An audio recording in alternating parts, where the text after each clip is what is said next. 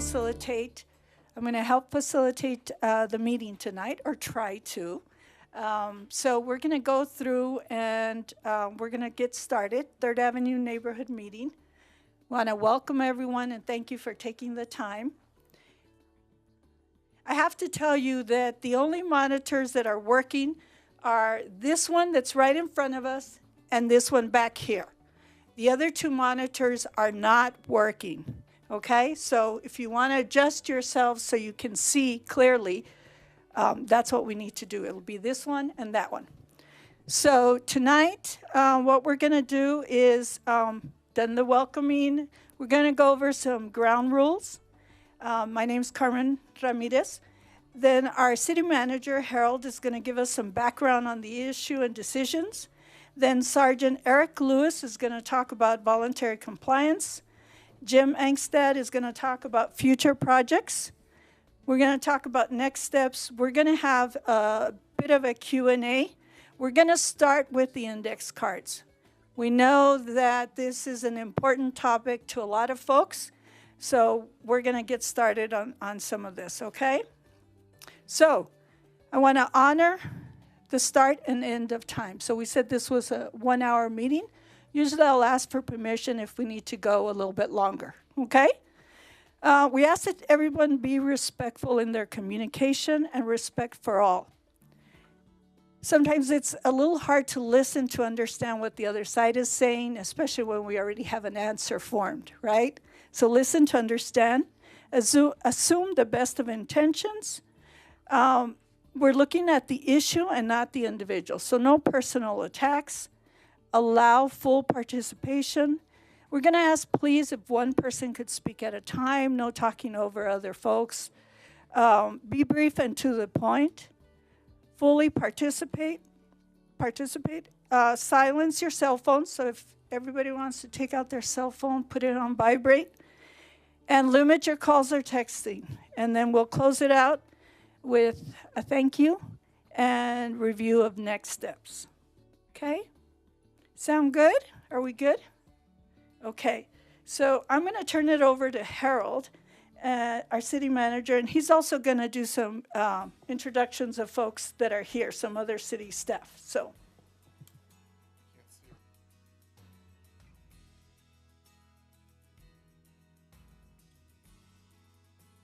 Good afternoon, everyone. So I'm trying to look and see who I'm going to introduce. So first I want to introduce the current city council members. They were invited to this meeting.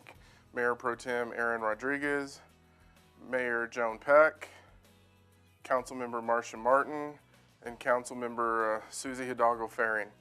And then from staff, we have Jim Angstad, who is the city engineer. Eric Lewis is the sergeant over the traffic division. Jeff Satter, what's your title now, Jeff? Deputy Chief, it hasn't changed yet. James Brown, Commander. Zach Artis, if you haven't met Zach, Zach is our new Public Safety Chief. I'm seeing Robin Erickson, Marika Unger, Becky Skoll, Wayne Tomac, Sarah Arney, Dave Kennedy, Michelle Goldman. I think, oh, Councilmember Waters is in the back, and then Dane from Code Enforcement. Sorry, Tim, I missed you there.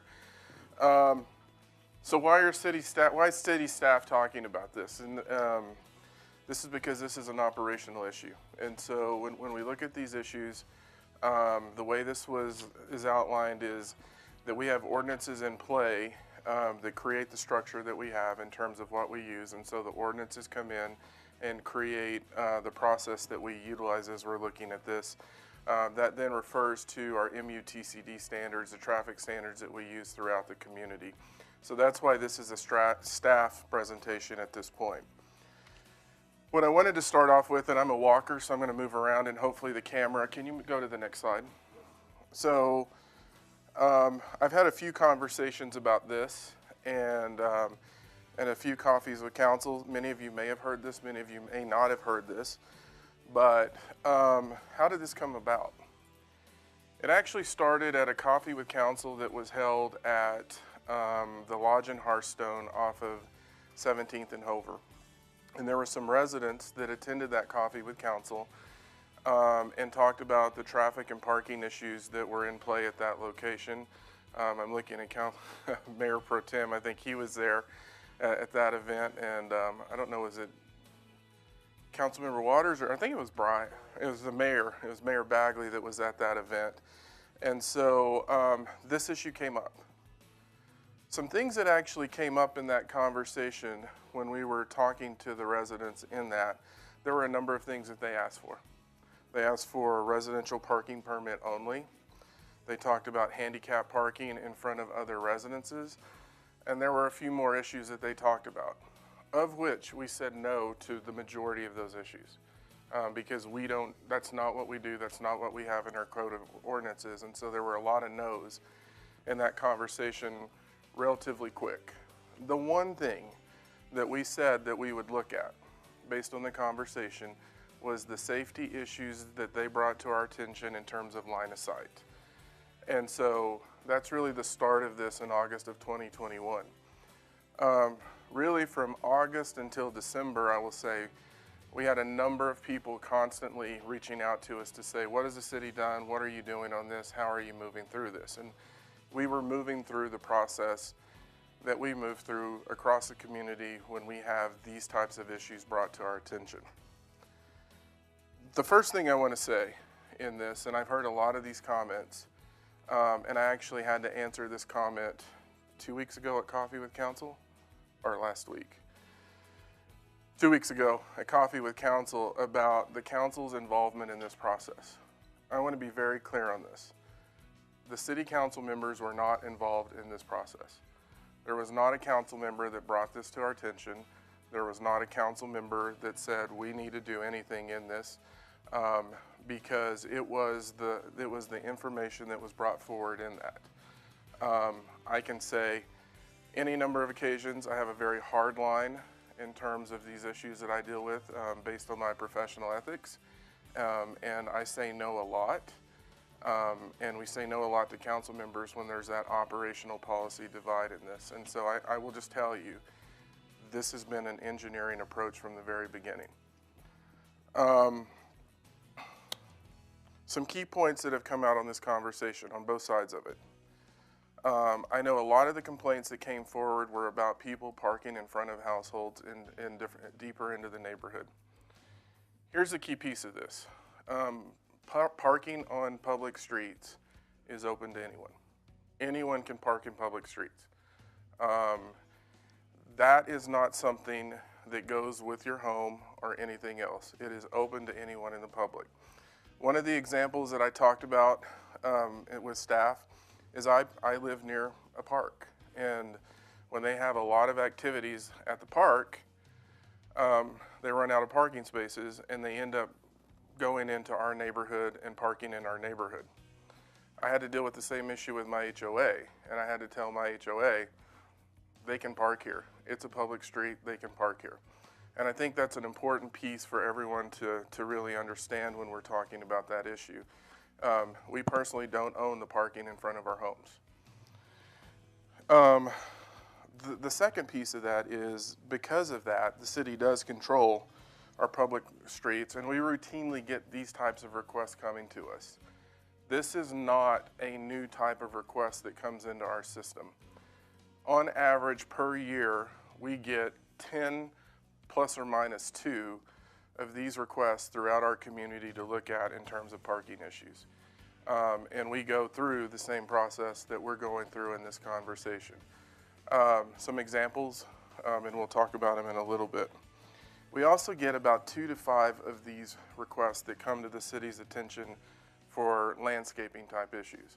So it is not uncommon for us to go to someone who has taken a fence down, rebuilt a fence, and then all of a sudden the fence creates a sightline issue, and we go, you need to take the fence down and reconstruct it because you've created an issue.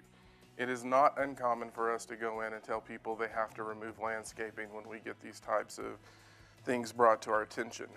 We do not proactively go out and look for these. We just don't have the staff to do that on a regular basis.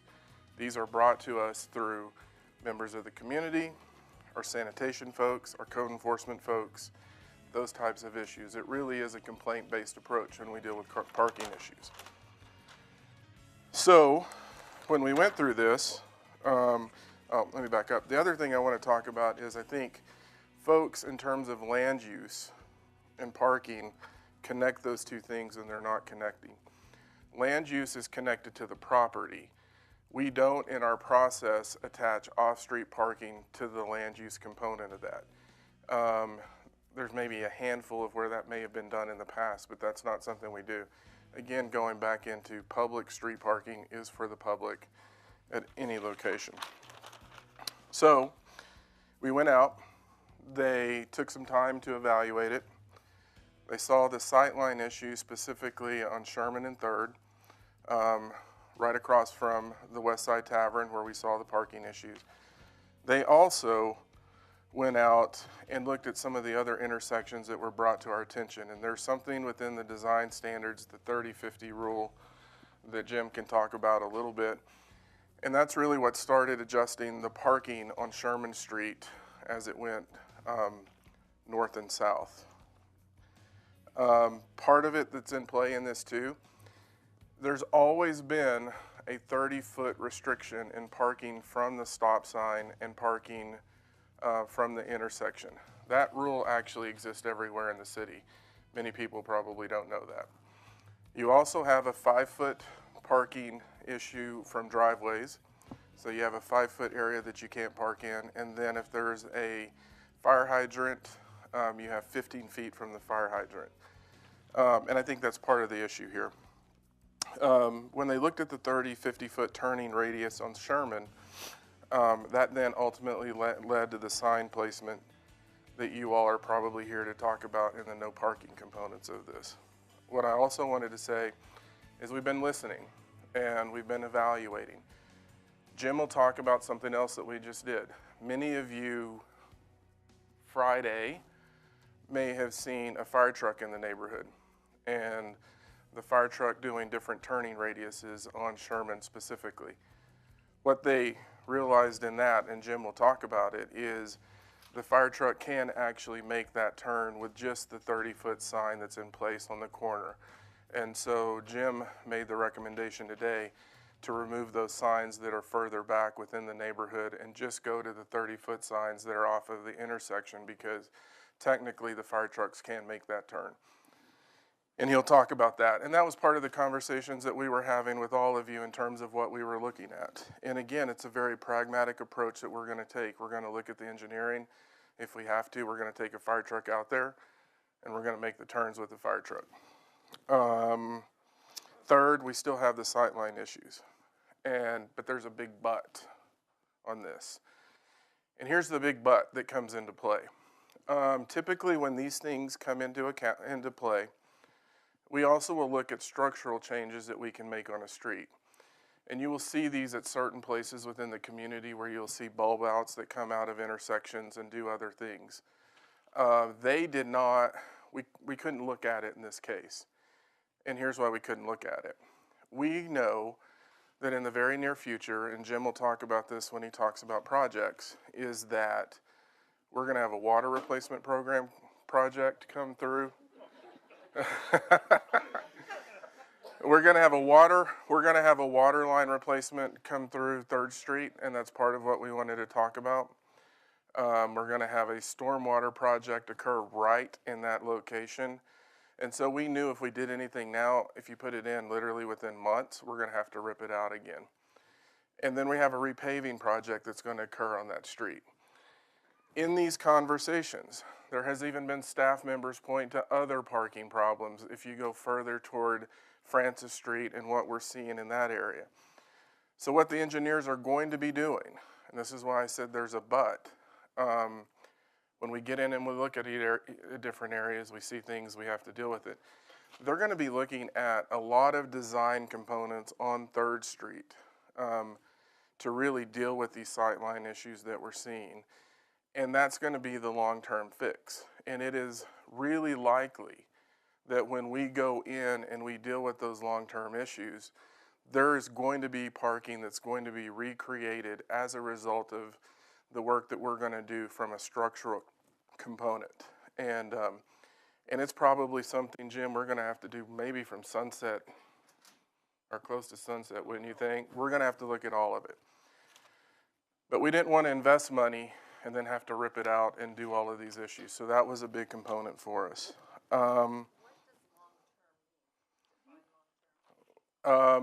We start the project, and we'll get to that in question and answer. So, but Jim will probably answer some of that. We're asking to kind of compress it too, just because of the broader neighborhood impact.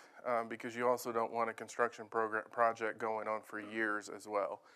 But they are pretty in-depth projects.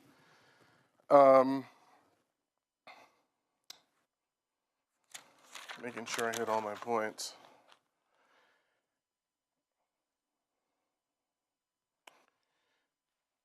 So I think I covered all of this. A couple of things that I did want to address.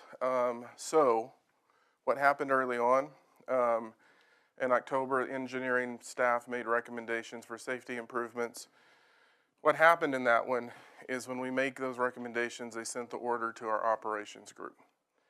Our operations group outran their headlights and put the signs up. We wanted to have this type of meeting before we had that conversation. Now, there's some components of this that's very practical and pragmatic and engineering related, where it would have been more of an informed, here's what we have to do because of these standards. The signs were put up early. We made that mistake as a city. I will own that mistake as the organization. We have put things in place to ensure that that doesn't happen again. But you know, that's what kicked this off in this direction. I know folks wanted to present tonight and do different things. My commitment is to the entire neighborhood is that if we have to have additional meetings to have this conversation, we will do that. But we also knew in this that there's a lot of emotions on both sides of the discussion. And so we wanted to be mindful of that too and make sure that everyone would have an adequate opportunity to share information with me. So if we need to have another meeting and people to share information, we'll get it figured out. But I wanted you to hear that from me. This is a situation, some folks ask me, do you care about businesses? We do.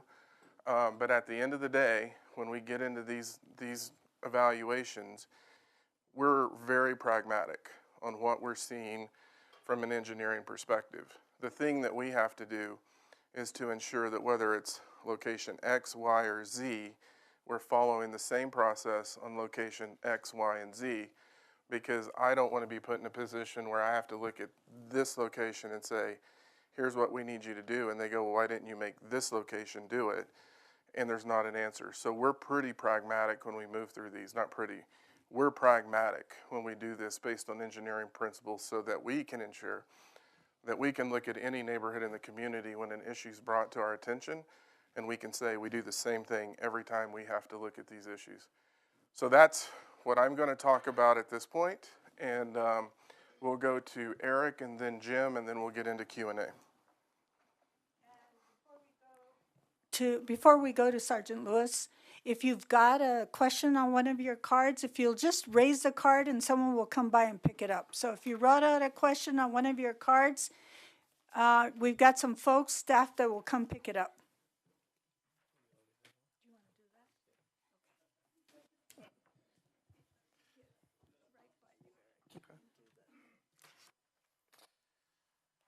All right, good evening, everybody. Can everybody hear me okay? All right. I don't get to walk around because I don't have a fancy microphone attached to me. But first of all, I'd like to welcome members of the community, city staff, and city council. I appreciate everybody's time out here tonight. My name is Eric Lewis. I'm a sergeant with the Longmont Police Department, and I'm the supervisor for our traffic unit. Part of the reason why I was asked to come out here today is it sounded like there was some potential misinformation or misunderstanding of what public safety's role was in the community. So that's kind of what I want to talk to you guys about tonight. So Longmont Police Services is actually the enforcement arm of the Longmont city government. Our main mission is to protect and serve in partnership with our community members. Part of our job is also to enforce criminal and traffic laws and conduct investigations related to both criminal and traffic incidents. What we are not is part of the legislation, making or adopting laws or ordinances. I think some people believe that the police department has the authority to make laws and change laws, and that's not the case. The police department is also not the authority with regard to traffic signals, signal timing, crosswalk placement, lane markings, or official signage throughout the city. We do advise on those, but it is not ultimately our decision. Why do I bring this to everybody's attention? Because ultimately, voluntary compliance to the law is our goal, right? We encourage citizens in the community, all walks of life, people who live here, work here, or visit our community, to voluntarily follow the law. By doing so, this keeps everyone in this community safe.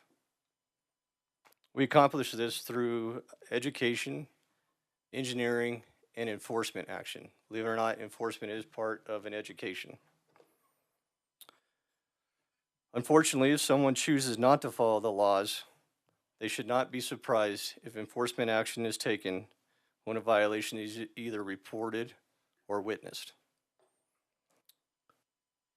I don't have a whole lot else to say other than that. I thank you guys for your time, and I'm sure I'll be answering questions here later on. So thank you.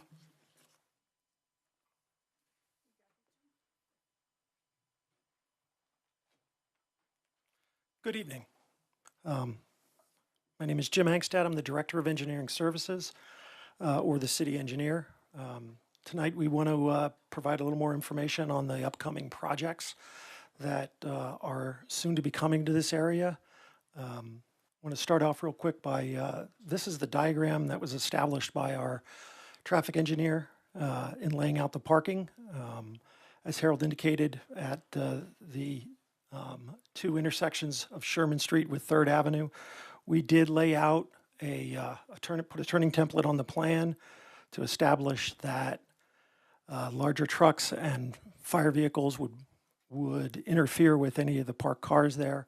So that was why we established no parking areas on the south side of 3rd on Sherman on that east side, and then on the north side of 3rd on Sherman on the west side. Last week we did go out and do some field tests to establish whether our design was accurate, and thank the public safety for running a couple of fire trucks out there. They had plenty of a level of clearance, so we will be adjusting those signs based on our field work out there. More than likely, it appears that there will be 3 more spaces established on Sherman Street, 2 on the south side and 1 on the north. Oh, there you go.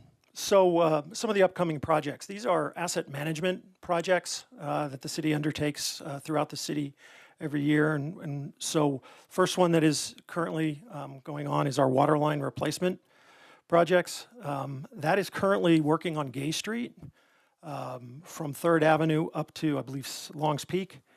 Will be working, and the diagram kind of lays out where those projects are occurring. There will be one on 3rd Street from west of Main Street all the way to just past, I believe, Francis. In the area that goes from Francis, then goes north, and then over to the reservoir, section is an abandonment, but the main portion of work on 3rd will be an invasive construction where we will have to actually excavate and then replace the line and then do all the connections. So it will be, for the most part, through most of summer of this year. And then we will also be working on Kaufman Street from 1st Avenue to 9th. So you can expect lane closures in that area, traffic delays, and there will, as the contractor works in that way, establish some detours. Notices prior to that work for the residents who live along the corridor will be provided via door hangers. And then there will be contact information within those door hangers where you can reach out to engineering with any questions. The second level of projects is a sanitary sewer rehab. This project is less invasive in that we are only lining portions of our sanitary sewer system. So we won't be digging up the whole street. We'll be working from manhole to manhole. That duration in these areas is basically from March to October. There will be some lane closures, but for the most part, traffic will continue to move. As Harold mentioned, one other project we're working on is a storm drainage improvement project. This will be on 3rd from Sherman to Francis Street. Current plan is for the north side of the roadway. It'll be involving inlet manhole and some pipe installation. It was scheduled for spring of 2023. Harold has asked us to try to push that up, so we're working with our designer to get that out so we can get a contractor in there. And that work will probably close portions of a lane while the contractor is working. Then the last asset management component is our street improvement project. This is our yearly asset management for asphalt rehab. That will involve a resurfacing of 3rd Avenue from Main Street all the way to Sunset. Part of our asset management for asphalt is prior to going in, we go in and inspect all the curbs and curb ramps and sidewalk, and if there's any work that needs to be done, if they are not meeting our standards, we will go in prior to the paving and do rehab on those. Why that's important is that would be when we would be looking at curb extensions in this area to try to do some traffic calming or traffic mitigation. We would also be looking at, prior to that, we'd have to be studying to see if there are any speed tables we may be able to install or other traffic mitigation to slow traffic down. We've also been asked to look at the lighting in this area as well, so we would be coordinating with LPC on any improvements that would happen. That is pretty much a summary of those projects in that area. One thing I do want to note is part of that, any traffic mitigation or prior to our work going in, we will be needing a designer to come on board and do that. So once we have some of those designs set up, we would be coming out to the public again with another engagement session to share that information so people are aware of what's happening. And then we will, prior to construction, we'll try to get comments from people if there's anything else we're missing or we need to undertake. With that, I'll turn it back to Carmen.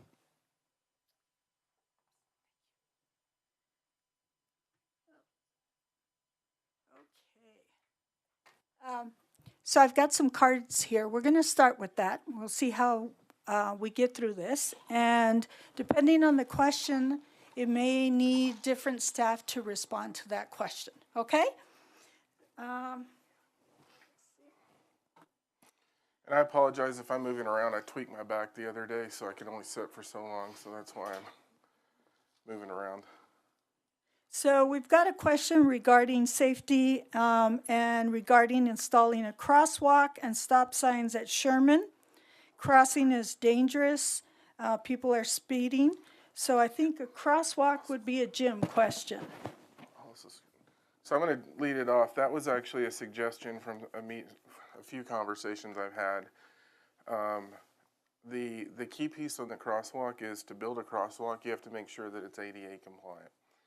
And so that's you can't just stripe a crosswalk in the intersection. You have to make sure that it's compliant. And so that's associated, and Jim can talk about the details, but in terms of the curb ramps and the things that we have to do. If we were to do that and it's not ADA compliant, then we have other issues we need to deal with. Yeah, so as part of our design, we'll be looking at areas along 3rd where we could provide safe crosswalks.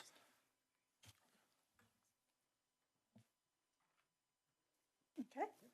All right.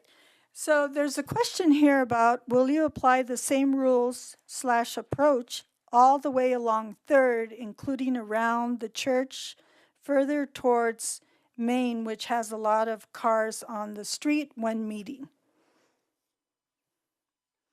So did you get that, Jim? Yeah, so Or I don't know if you all can hear us now. So if there's issues, actually, what I will tell you is, in this conversation, I actually gave a very similar issue that impacts this building here. So when you drive out of our parking lot and you try to leave, you can't see because of the angled parking, and that's on their list to look at in this building. So the answer is, if these things are brought to our attention, we will go through the same process. There are different components to this, and Jim can talk about it. If you all and I've paid a lot of attention to this lately. So if you look between Emory and Kimbark, basically probably from 3rd to 6th or close to it, you will see a lot of no parking signs in that area. It's the same issue that was brought to our attention by the east side neighborhood with people parking. So there you see a lot of the 30-foot signs because of the issues that they were having. It's the same kind of situation that we're dealing with. The big difference, and Jim can talk about the engineering on this, the biggest difference in that is the width of the road. So the width of the road also adjusts the sight lines and what you can and can't do. So we look at that, but wider roads tend to have more tolerances based on your sight line approach. And Jim, what did I mess up? Okay. Well, there's actually two standards that we follow for local roads versus collectors and arterials. Collectors and arterials have a higher standard based on the fact that they're usually at higher speeds and or higher traffic. So.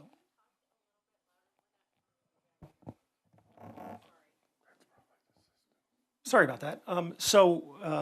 As I said, the city in our standards, design standards, has two standards for clear lines of sight and sight distance at intersections.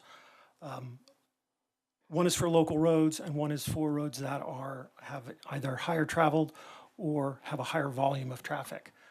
Basically, that's the collectors and arterials that we have in our roadway system versus our local city streets. Okay, so the next question is, why is the intersection of Grant and 3rd not part of the conversation? But is Grant and 3rd?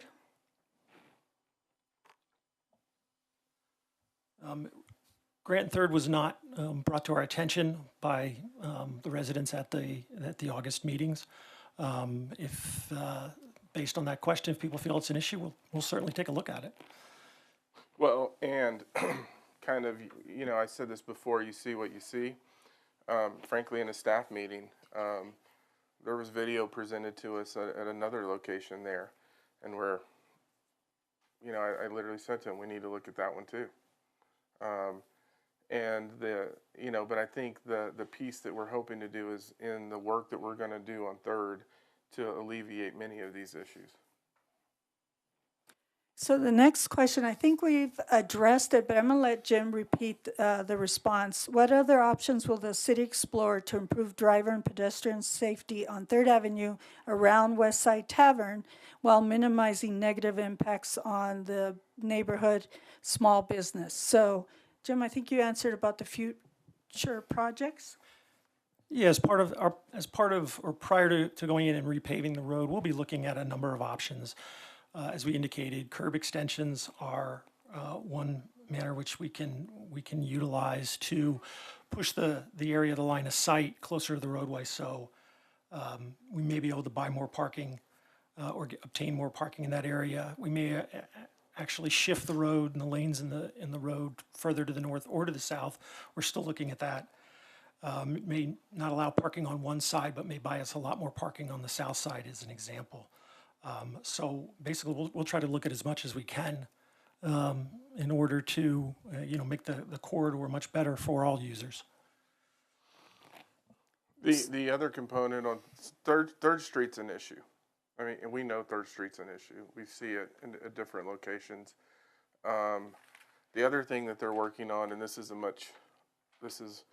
longer term in some ways, but they're working with the PUC that is tangential to the 3rd Street conversation, is working to submit an application so we can actually get Boston to do an on-grade crossing so we can connect Boston all the way through.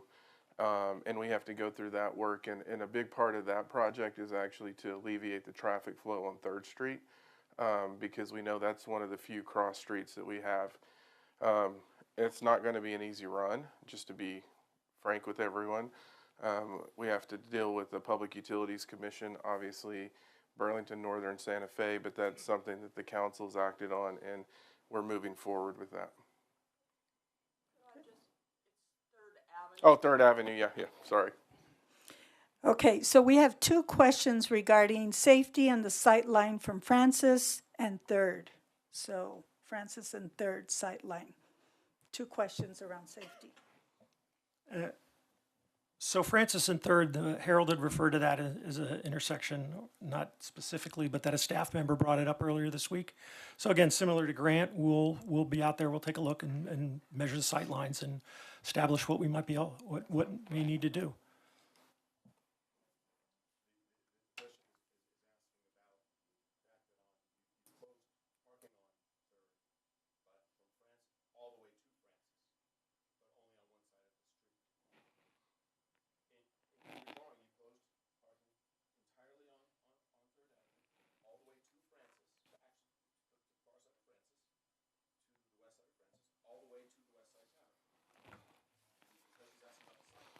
Because basically the line of sight on the south side of the road is from the western leg of Sherman Street. So the sight line on the northern side doesn't extend as far down. So when we measure, if we measure at Francis and look at which we didn't measure, but that graphic we have up there should show it.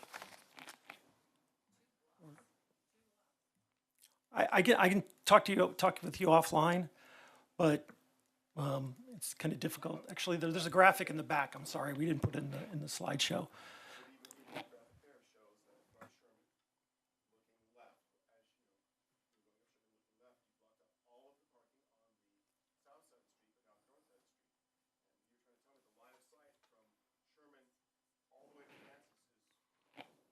Because you're looking at the eastbound traffic, so you don't need to. And I don't understand what your concern is, because we measured it from on the south side looking towards oncoming traffic that is eastbound. So it's only the one lane you're looking at. And you only lost a few spaces because there's a driveway, there's an alley. So in reality, we took, I think, 3 spaces out in that area for the clear line of sight. There were several spaces that were already where you couldn't legally park. So I just want to remind They're folks, within the we line of did sight. talk about the need for future meetings to talk about individuals' situations or to get more clarity. So that's an option. So let me go through a few more questions. Well, I've got a gentleman back here that was before you. So I want to be fair to folks. And we said that we were going to do a few by index cards. So do you want to have that gentleman and then have her ask a How question? many more index cards do we have? We've got quite a few. Yeah, let's go through a few more. So we're going to go through a few cards, and then we'll get to folks. If you could hang on, I appreciate it. Thank you. So there was a question regarding putting cones out in front of your house to block the parking. Is that legal?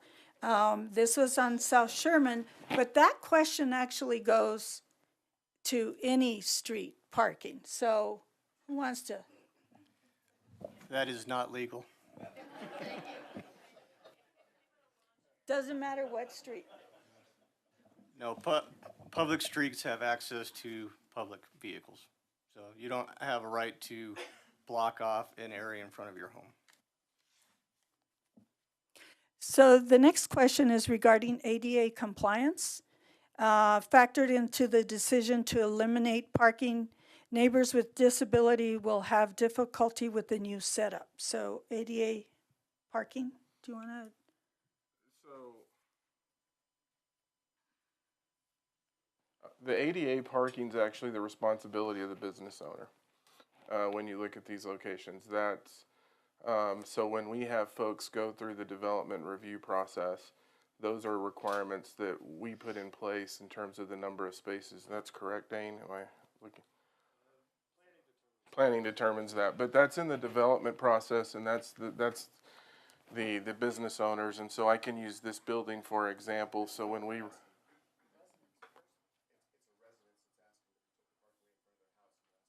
That's the second question. So there's two Yeah, questions so- on ADA.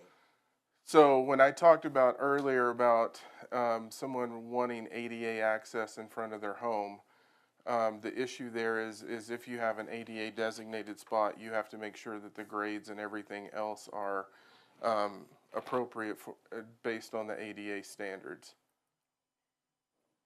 So the second question about that, is it possible to get an assigned parking spot so I can safely park for myself and my disabled son? So is that, do you want code or do you want to? I'd love code to answer that one, but Dane's here.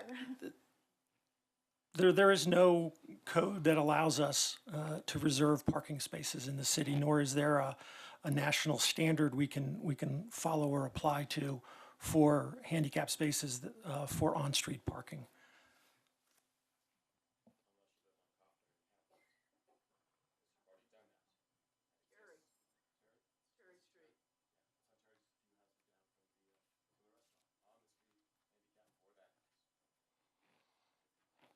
I'm not aware Dane? of that. So. Dane, do you want to come up front?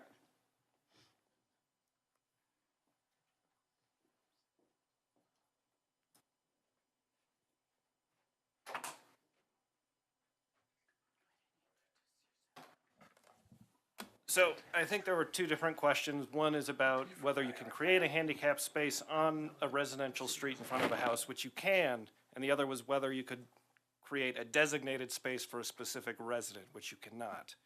Any street parking is for any resident that can legally park there, legally drive, so.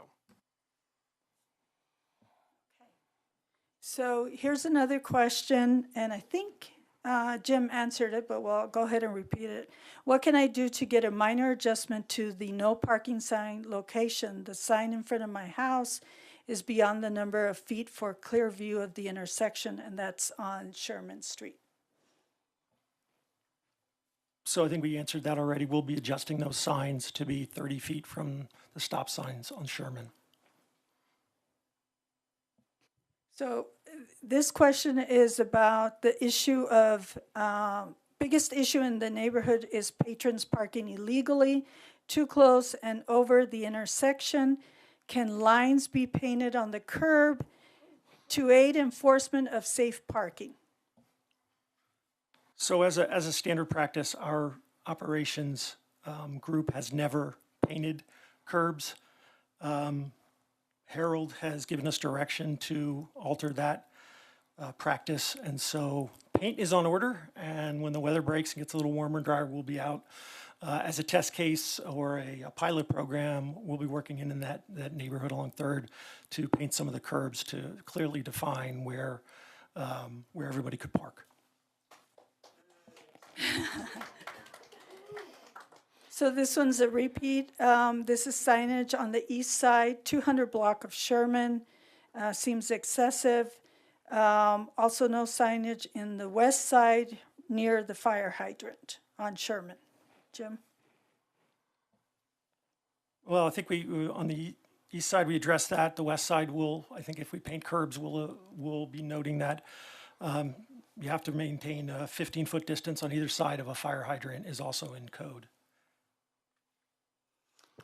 And I will say, just generally, I think that's the thing that's probably hit us and something we're going to work on from a communication standpoint is I think, you know, when we talk about 30 feet from a stop sign and things like that, what we've realized in this conversation is I think people don't reconcile that. So we're going to have a focus on communications to make sure that we put something out there so individuals understand it, because we get these issues all the time, and we need to do more communication so people understand those distances and what we have in play, because that's a given no matter where you are.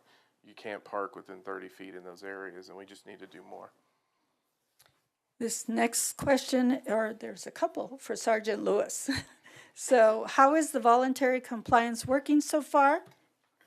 Is that the only enforcement? Is there any plan to actually enforce it?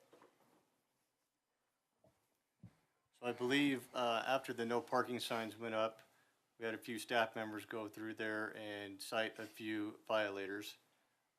Mainly for my staff, they've tried to make contact with people in violation of the law and educate them.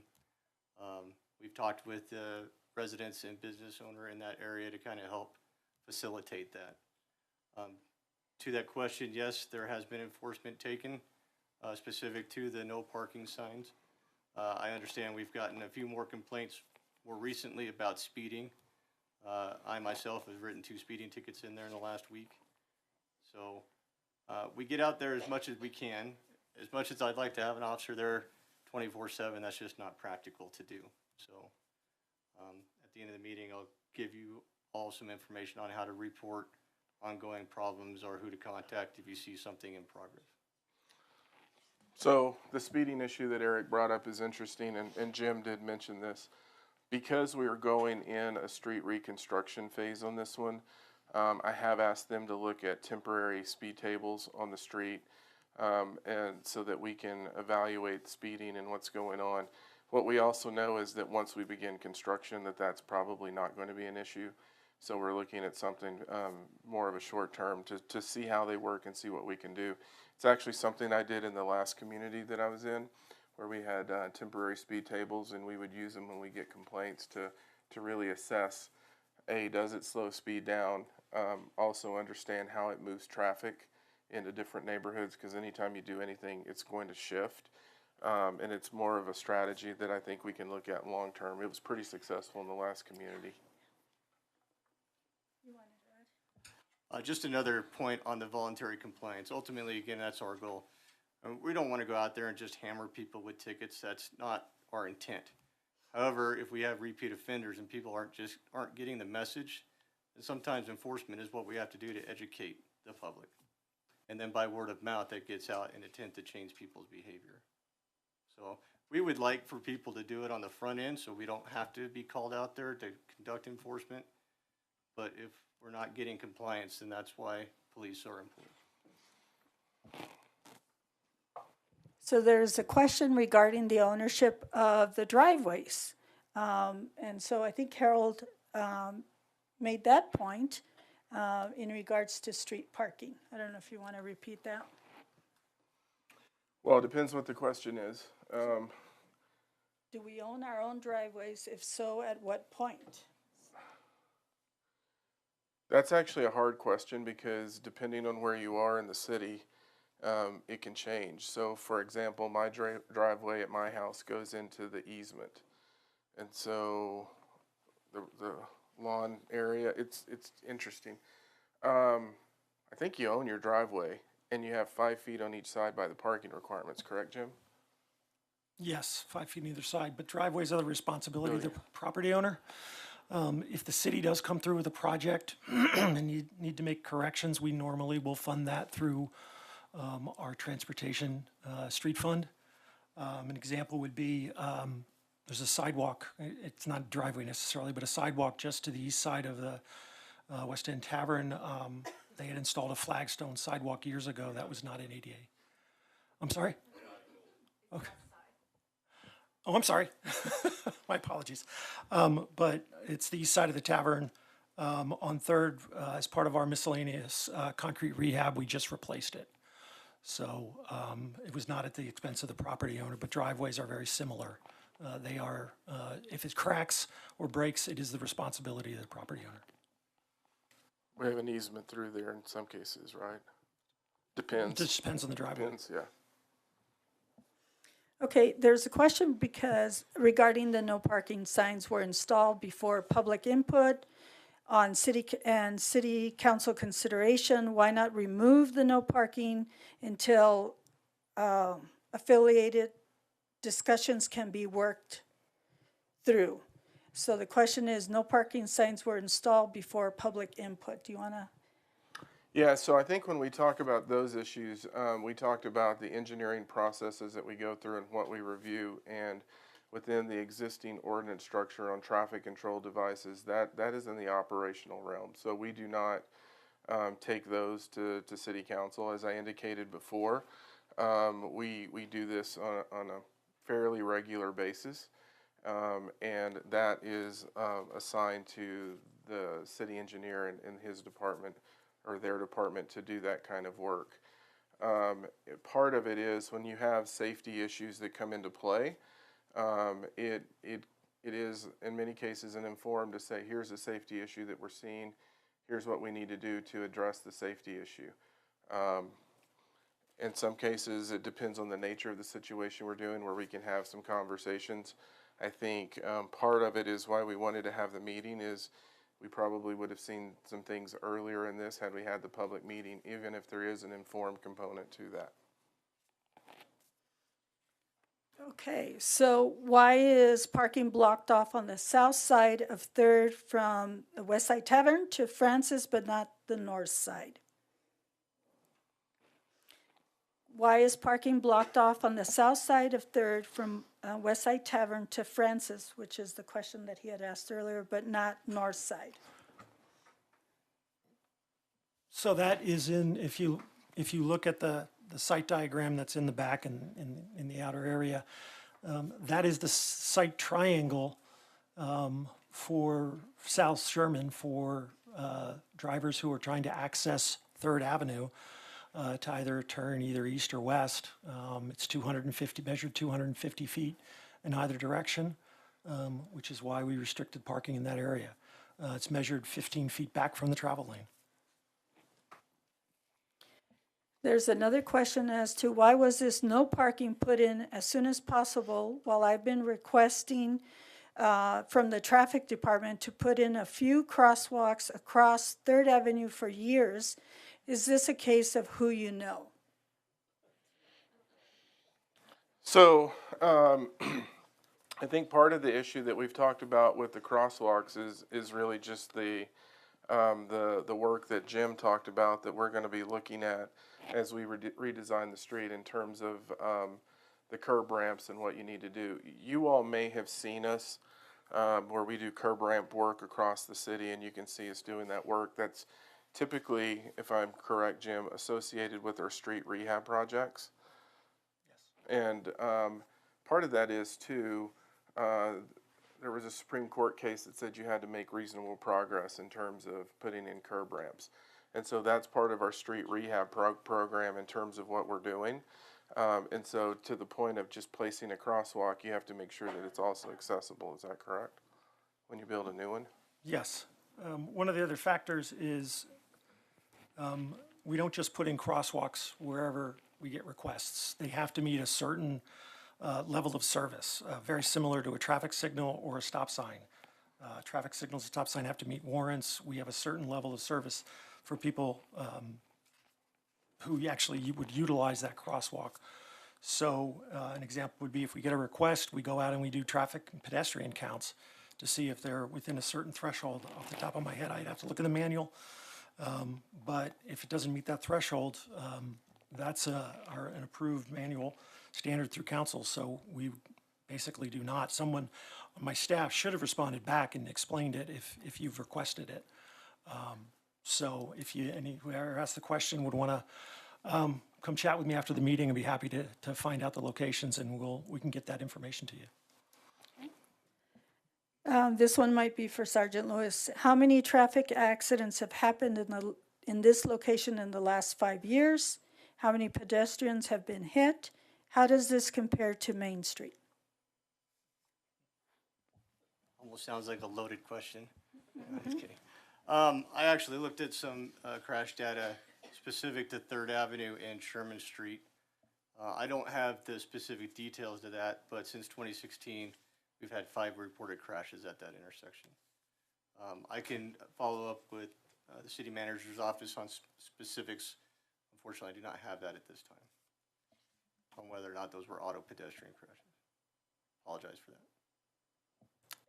And this question might be for Sergeant Lewis or for Dane with code enforcement. So if a vehicle is parked in front of a building and it's parked on the sidewalk, so is that something? Yeah, so that's actually in violation of the parking code under subsection A. You cannot park on a sidewalk. So that actually dovetails into the previous question on do you own your driveway? If your driveway extends into an easement and there's a sidewalk that crosses, you can't park over the sidewalk on your driveway.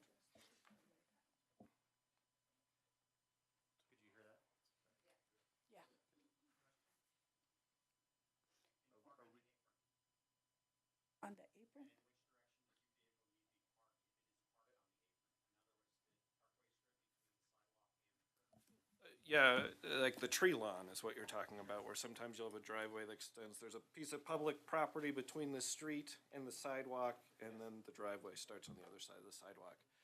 As long as you're not creating a sight distance issue, we don't have a problem with people parking on the apron typically. As long as it is paved and is actually part of a driveway. I'm sorry.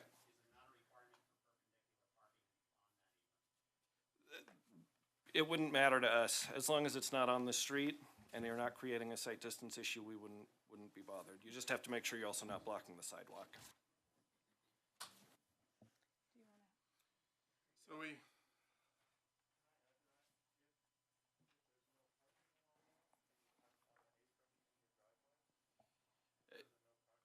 We wouldn't look, at least Eric might be able to chime in too, but I know when we're looking at those, we would not consider the tree lawn to be the same as the street. If the signs are saying no parking on the street, we would still be okay with people parking in that part of the driveway that runs through the tree lawn.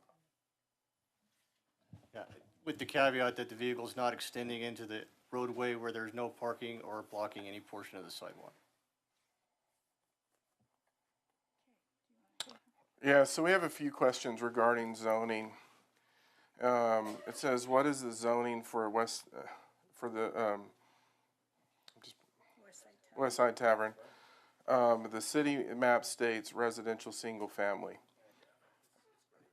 Pardon? Yeah, and so, yes, here's the distinction here, and this is when I talked about land use and I talked about those other issues.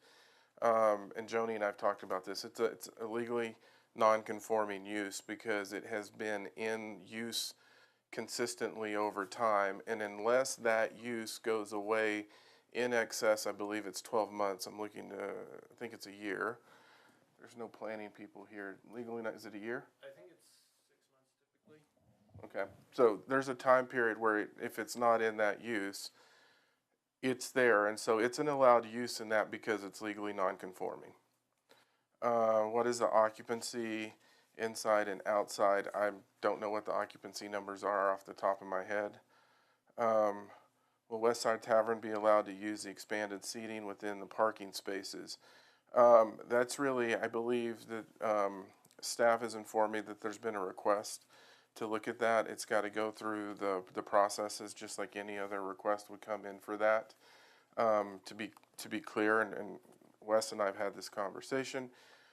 When we went into COVID, there were some parameters that were changed in terms of liquor licensing at the state level, where you could look at expanded outdoor areas. That's the process they went through, which is not unlike the process that we went through along Main Street. Obviously, those parameters are not in play anymore, so you have to go in and go through the formal process. In that, we have a review process when people do this. Anyone does it, it goes to planning. It goes all to the relevant review departments in terms of what can and can't be done. The design standards do not allow for a side entry. The banner signs do not line up with the city guidelines. I'm not sure what that question is specifically. If you ask that question, I'll be happy to talk to you afterwards to get more specifics, but I think you also go through the same legally non-conforming use that's in play that I talked about earlier in terms of that. Is that, I'm looking at Michelle, does that sound right in what it was built for before and what it's utilized at? Right. So if it didn't have a change of use, it continues as that use and what's there. That's correct. Okay, here's one from a cyclist who needs to use Third Avenue or uses it routinely.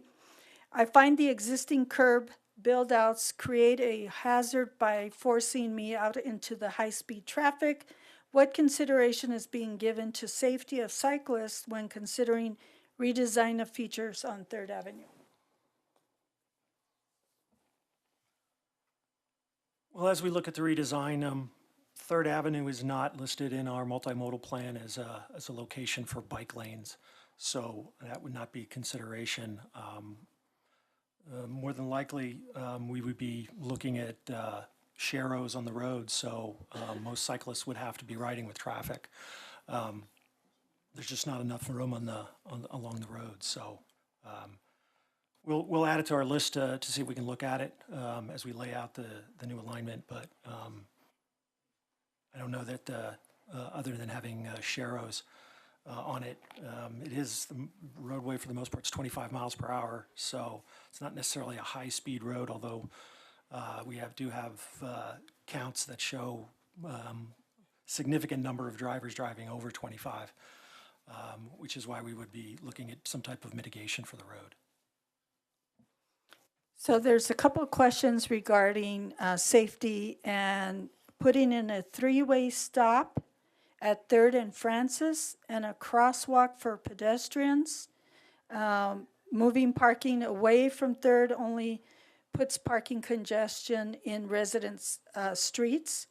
And there's another question again asking about a three-way stop at Francis and 3rd.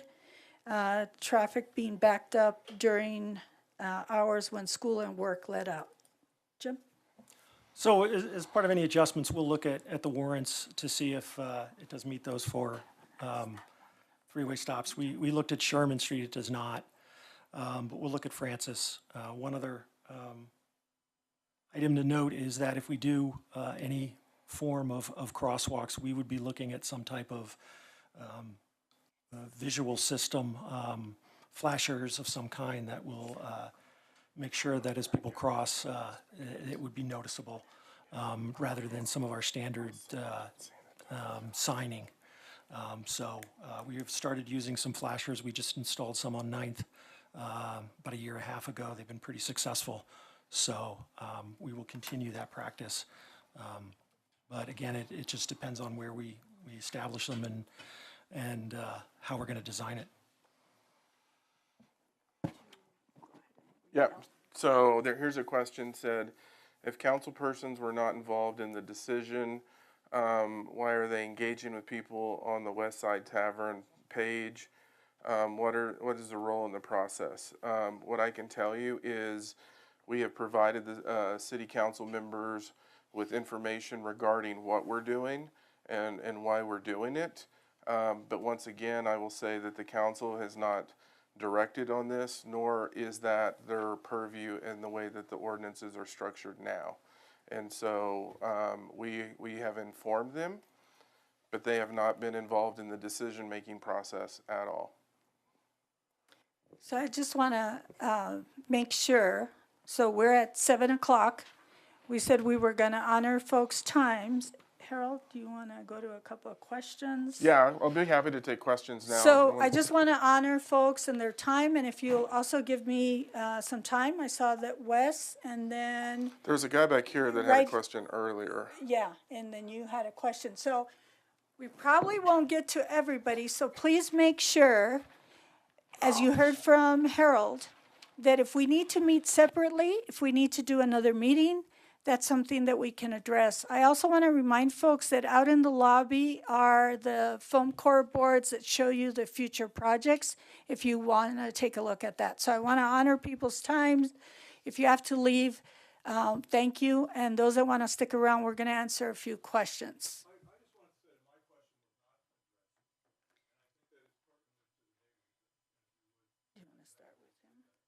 Yeah, it'd be great if you.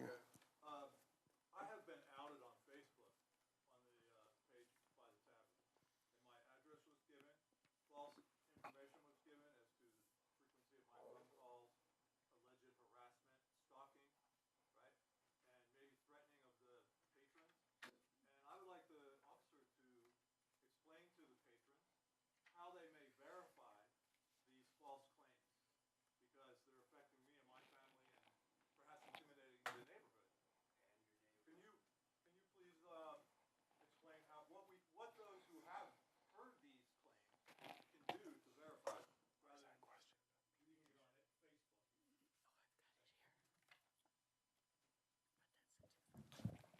So, without getting more detailed information from a law enforcement perspective, we would have to initiate an investigation before any official action was taken on the part of the police department.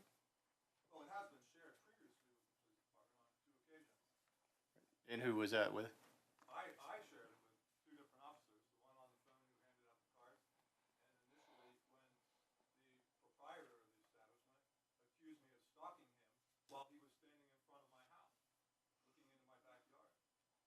Right, so if an allegation of a criminal offense, okay, So So- we're We're gonna not ask gonna folks do- to, please don't speak over, let's listen to the question and we've got a response here. so if an allegation of a crime was made, then that could be brought to the police department's attention. An investigation would then be conducted. If probable cause was determined that that violation actually occurred, then enforcement action could be taken. If it was determined that we did not reach the threshold of probable cause, then no official action from the police department would be taken. A Facebook user on that page responding to previous information says, oh, number 220 called the police, 5 tickets were issued today. How can they verify that with you? Rather than me just standing here now saying it's not the case. How can they verify if and when those venue have to get into? Yeah, I was going to actually say, I think that's a conversation based on the complaint. We've got some public safety folks here that can talk about that, and we can give you information in terms of what can and what we can share. And so, The false information is what's viral. Creates this misrepresentation. So what we're gonna do is we're gonna move on and have you talk to one of the officers after this. And then we're gonna move on to the next question, okay? before we do that, I think there was also another question. There was a question that we missed, and I just knew it because Carmen asked me about this. And it says, what is the city doing to mediate the antagonism between West Side Tavern and the neighbors that are complaining about the parking?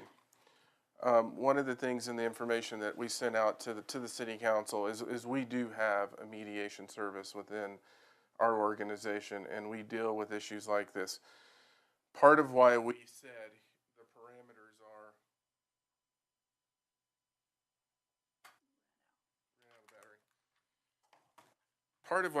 the parameters are in terms of asking questions and doing the note cards is because we know that this is a significant topic for people who live in the neighborhood. We know people are passionate on both sides of the issues, and we wanted to do the best that we could to convey information.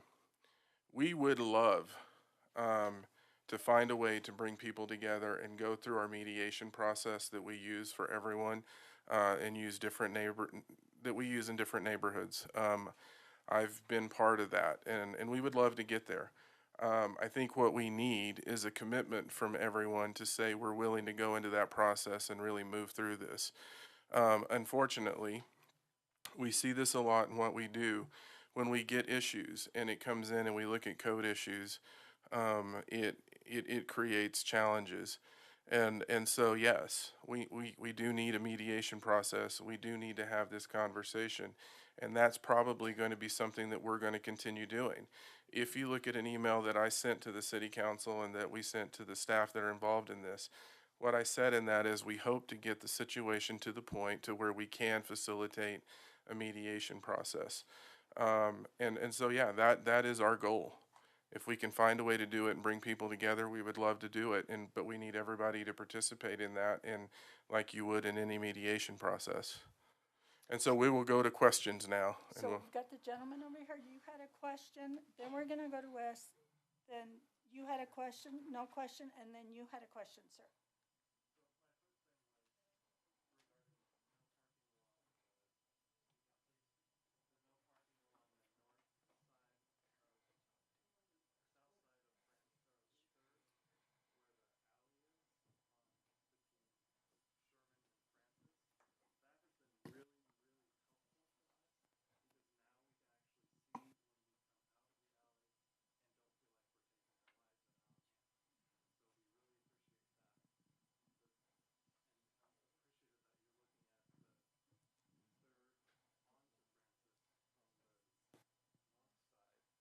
because we're unable to see coming that direction. So thank you for looking at that. Yeah, and part of it is, just so you know on that, many of you may or may not know this, one of my assistant city managers actually lived in a house in the area. And so we've seen the sightline issues. Just to say, again, it's very pragmatic in what we move through this. But we know there's a larger solution on Third. when you look at the way the width of Third and how it's constructed, you look at the curves that are in Third Street and those things, that's actually what the engineers are going to be looking at when we go into the larger redesign of that, well, not redesign, but do what you can within the width that you have to minimize issues. So before we go to West, Marika, do you want to mention Engage Longmont? Do you have the mic? I do. Thank you. And if you could advance the slide to the last one, I wanted to remind folks that you can also ask questions and add your ideas on Engage Longmont. So at the very end, you'll see a link for Engage Longmont. I think the previous one. There you go. There you go. Yep.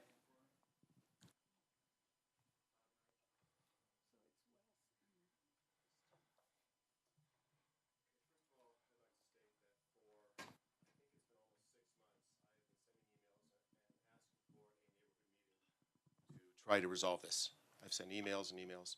Second, I want to address that we received, or we have a copy of an email from the city engineer's staff saying that a public meeting should have happened prior to this. So even the staff recommended this should have happened, and it didn't.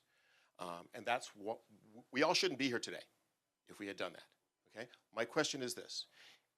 Your line of sight map out there, if you're on South Sherman looking to the east, looks through fences, bushes, and structures to stop the parking that's directly in front of the tavern.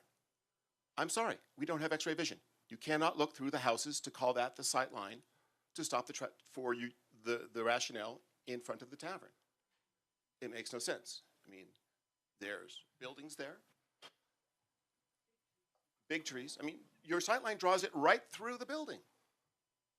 Please explain. Well, I can walk you through that. It doesn't run it through the building. Well, your drawing has it right through the building. No, I don't believe it does. We measure the sight distance.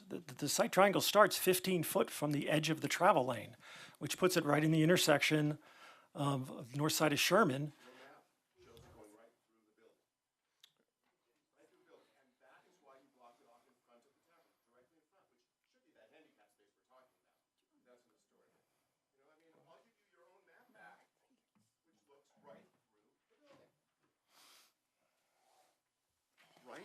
Through the building. You can't look through a building. So here's what we did. We physically went out and measured it, 15 feet back from the edge of travel lane. We're looking at a graphic from 500 feet up. Okay, so and either way, okay, you cannot have parking along that frontage. It's within the sight triangle, okay? And what we'll be willing to do on this,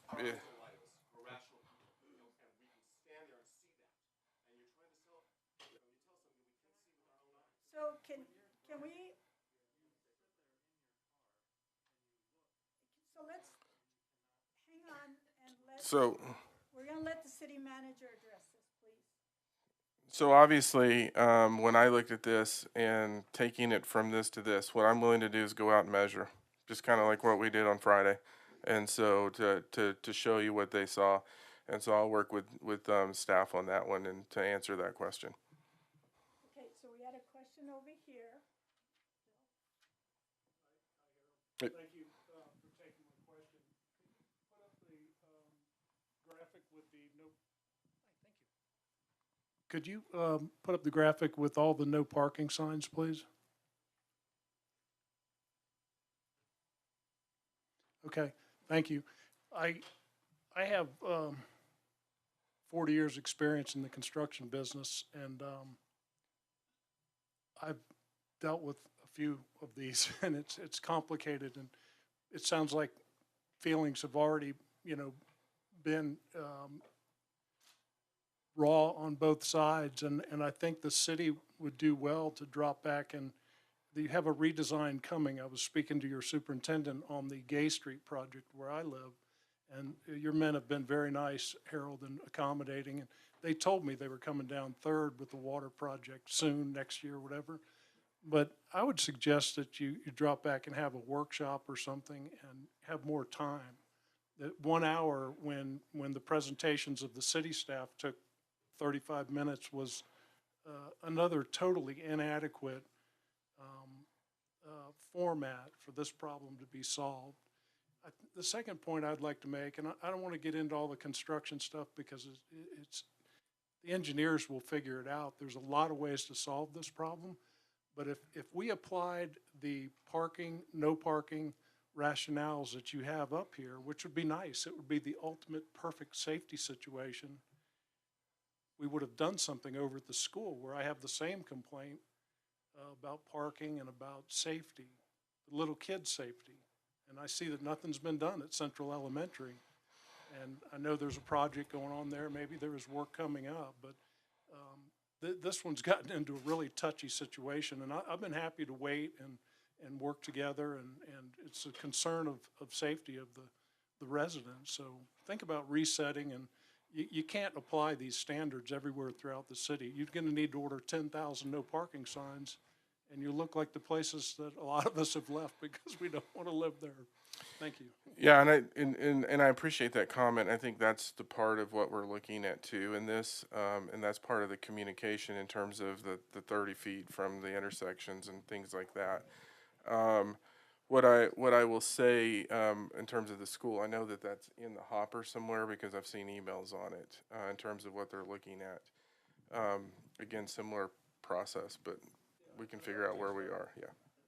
But he might need some immediate relief. This has damaged his business, and you've already admitted it didn't go through the full process. And I think you could mediate with everybody and calm down the temperature and do a lot of good as an administrator. Yeah, I want to be clear. I want to be clear on that. Even if we would have had the meeting, there would have been certain areas where we go, here's the issue that we're seeing. And that was the mistake that was made in that we didn't have the opportunity to do that. And so, yeah. We're humans. Right. And we like to get along. We Yep. don't want to be like the rest of the world. Right. So you got two questions here. Sir?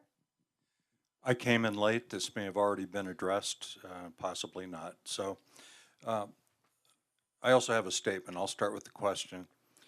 How many accidents have taken place in front of or surrounding the tavern within the last 4 years? I think they said 5 since 2016. And how does that compare with other intersections in the city? I don't know. It's different for. So pre-COVID, we were averaging about 2,600 crashes a year. And those can be spread out throughout the entire community for various reasons. Most of our crashes, probably about 46% of them, are rear-end collisions. So those could happen on any roadway at any given time of the day. And A lot of that has to go towards distracted driving. And do we know the nature of the accidents surrounding that area, 3rd and Sherman? I did not get the specifics about that, but I'll report that back to staff in the next week. Okay. Secondly, I have obeyed the no parking signs whenever I've been there. And I've gone down Sherman to try to find a place to park, and there was someone with a orange cone in front of their house. My comment would be, whoever that may be, you do not own the street parking. Well, should there not be a sign stating that, since we're so big on signs? We're not going to do the back and forth. Yeah. I'm really going to ask you all. I understand, and that question was already answered. I know you said you came in late. Yeah, But we're not going to do the back and forth. I'm not doing a back and forth, I'm making an observation. That was. It was answered earlier. It was answered. Okay. earlier. All And we'd right. be happy to give you the answer once We're done here. we're done, in case you have more questions. But Okay, generally, public streets are for the public to park in. okay. Third comment, and then I'm done. I owned a restaurant for 8 years in another city. I can tell you that the biggest way to destroy a restaurant business is to make it appear that there is no business in that restaurant when people are driving by. So that's my comment to you on the kind of impact you as a city may be having on that business. So the lady here, then the gentleman there, then we're gonna go over there, and then we're probably gonna, we're almost at 7:30, so do you Yeah. wanna cut it at that? So if you ask your question? Yep, I have a few questions. So first off, thanks for holding this meeting. worries. So for sure, thank you all for being here and everyone for being here. It's important. This is how we build community. I would like to, I do believe if the process was not followed, I do think that you must do that. I spent a lot of time on boards in other cities I've lived in, and I mean, if you really want to achieve a good solution here, it sounds like that must happen. So I was just curious, so is that a correct statement that there was not a public workshop about this and is this, and then, so that's one question. So what we wanted to do in this is to have a public meeting to inform everyone in what we're doing. I don't know that we don't, on these traffic signs, that's not a practice Sure. that we normally do when we do it in all areas of the community. We just knew how much engagement there was more in this issue, and we wanted to do it because of that. But I don't think we hold community meetings in all occasions when we put signs up. All right, well, there is an excellent lesson for the folks who are in administration now, that probably would be a fabulous place to go and probably really productive. I do have a question. Did this go through the City Transportation Board, or did this come directly as a recommendation from the staff? This is a staff-driven process. This does not go to the Transportation Board when we deal with these issues. The Transportation Board doesn't have authority or can't express a recommendation to City Council about this? No, this is an operational issue that stays within that. But so if I look at the transportation master plan, it won't say that the Transportation Advisory Board can offer a recommendation to City Council being appointed as their experts on transportation, because generally it does. So do you know for a fact that it does not? As Harold indicated, this is an operational issue. We can take items like this to the Transportation Advisory Board for a recommendation, but it is not necessarily required.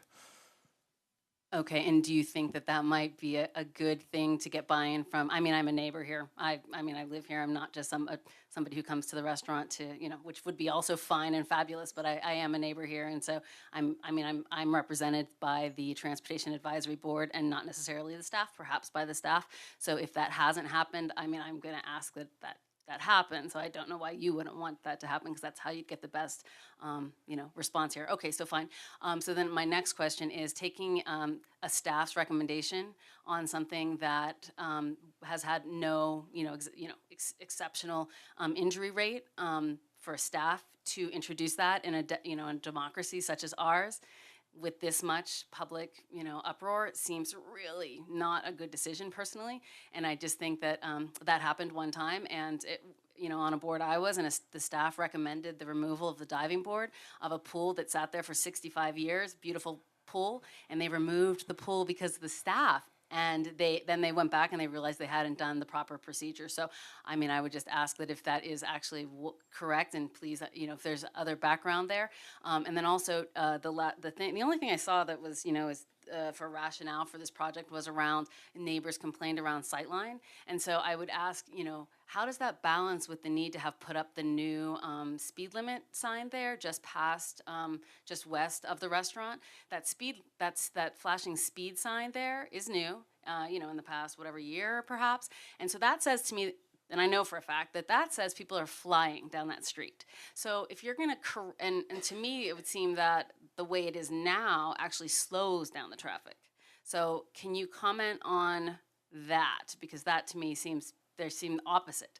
You don't need a slow down sign if people are going slow because they're slowed down because they can't see.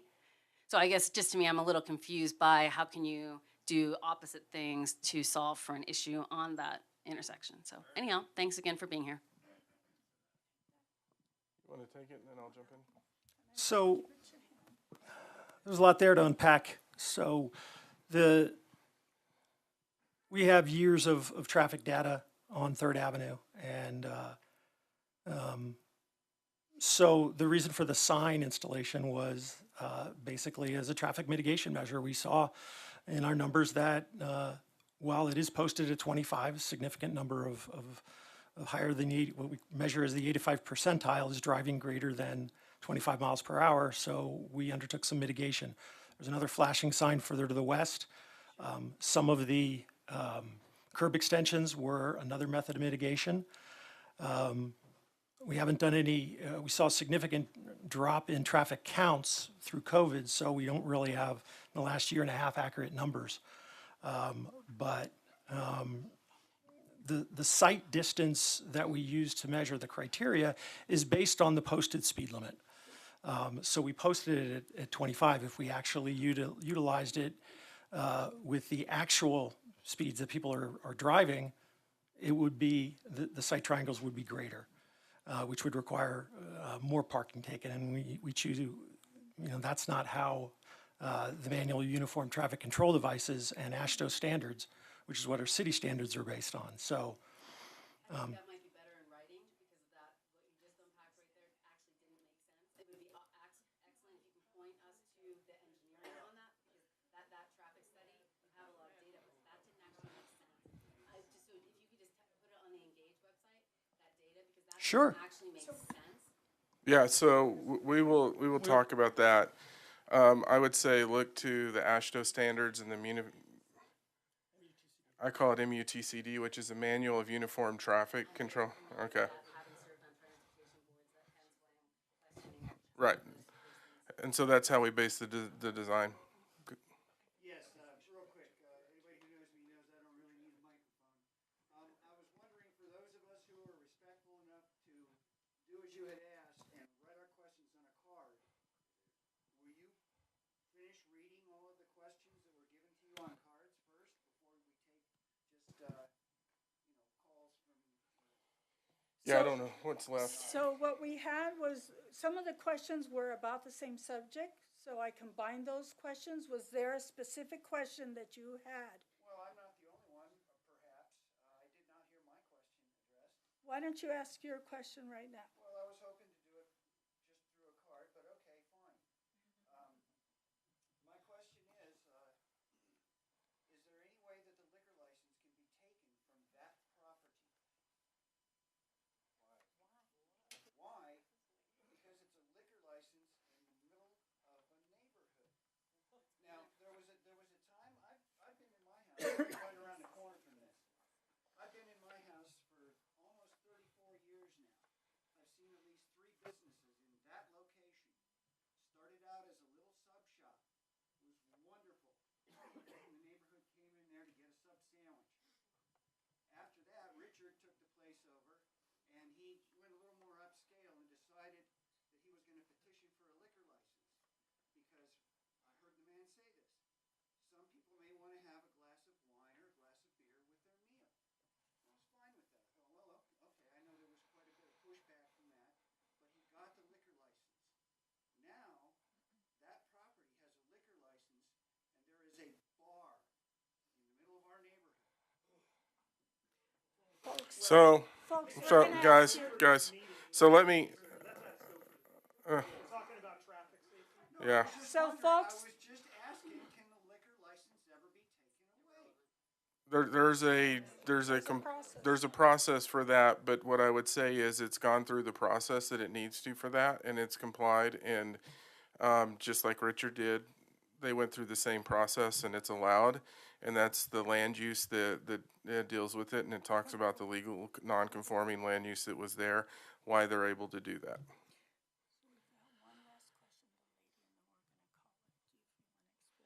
So we have one more question. Who was it? the lady right here. And I red. saw, I think Phil had a. Do you want me to stand by you? Okay. It's okay. Hello, my name is Alice Watt. Live at 245 Sherman Street. And English not good. I came American 19 years. And we bought this house 15 years ago. And I have 3 children. One children is special needs, autism, ADHD, sleep problem, lots of behavior therapy. He went to the Altona school, went to the Coal Ranch, the Firestone School, Main Street School, Denver Lawrence School. He have lots of behavior problem. this is why I put the cone for my friend, and I just want to come here, apologize to you.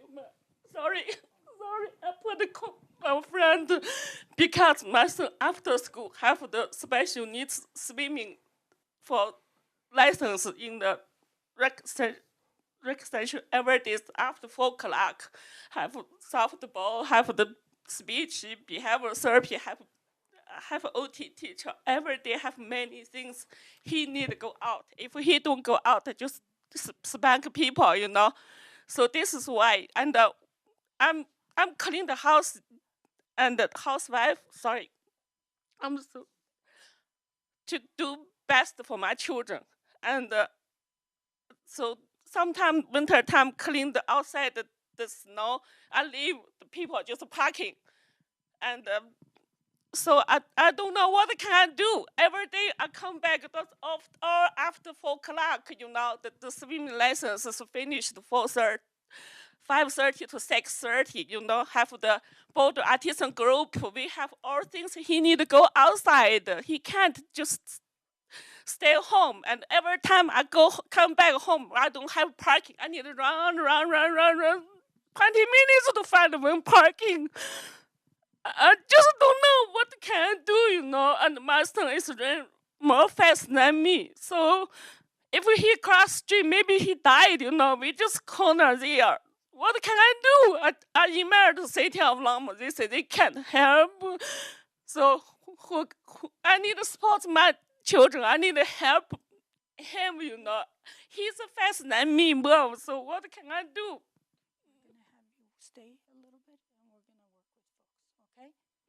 Sorry, That's Lucy, okay. you guys That's come. okay.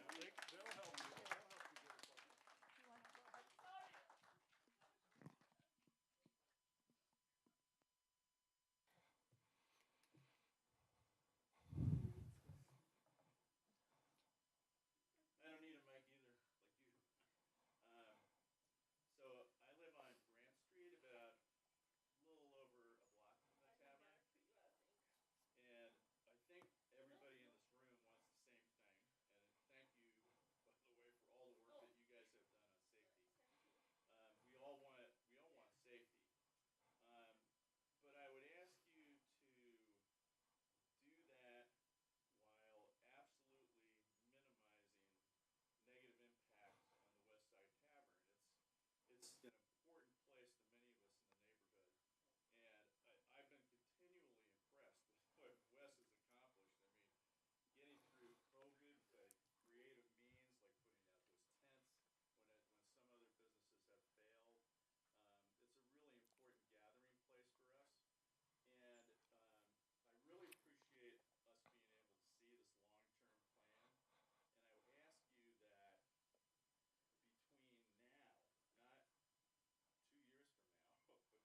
impact on the business of this place that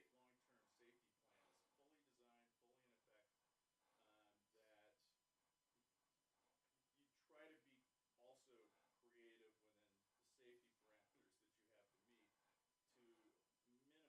people in the neighborhood, it's a gem, it's a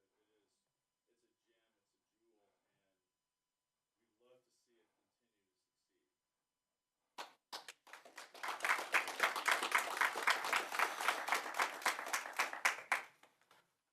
Appreciate your comment. You know, when staff, and I said this at the beginning, when staff looks at these issues, and I think I said it when we met, we have to look at these issues in the same way throughout the community. I have to be able to look at business owner X, neighbor Y, and say we're following the same process that we're going to go through in any location, because you know that's my responsibility, and I've been very clear with them. I don't want to ever have to go, why did you do this here and not this here based on the information that you're seeing? And that's why I talk about the pragmatic approach in that. You know, we don't enjoy this. I mean, we really don't.